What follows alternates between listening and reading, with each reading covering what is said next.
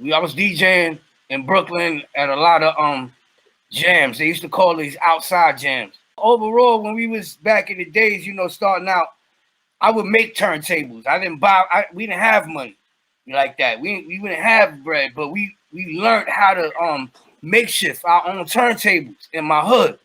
So when my homie put me on, he's like, "Man, look, I take these old turntables, reset them, put a mat on a regular house stereo, you know what I mean? And you can still mix, cut the top off, all that." They was, you know, it was makeshift because we couldn't afford 1200s, but that was my first love, was DJing.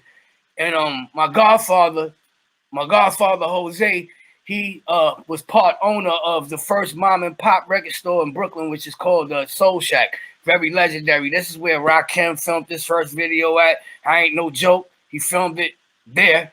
And Big Daddy Kane. I mean, we talking about the Ice Teas.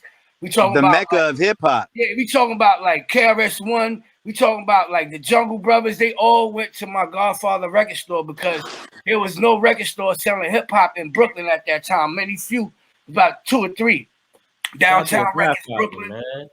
Yeah. So it's, you know, I come from that. I got history stacked under my family name with hip hop because my godfather, he's the one that really had the first mom and pop's record store on Pickens Avenue and Rockaway Avenue in Brownsville, Brooklyn. So, you know, we you know, that's like I would say like a historical landmark of hip hop in Brooklyn. You know, that's what we used to. I grew up with Sean Price, by the way. Yeah, that was my brother. God bless his soul.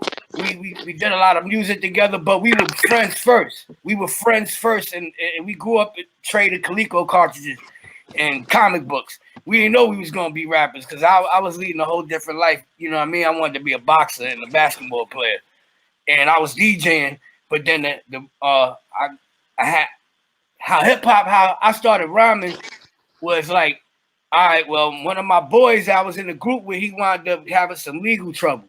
So I was like, damn, we almost had a record deal. But he had to go handle his legal troubles, and I took over. I held it down, and that's when I started writing rhymes, and then that's when the pen started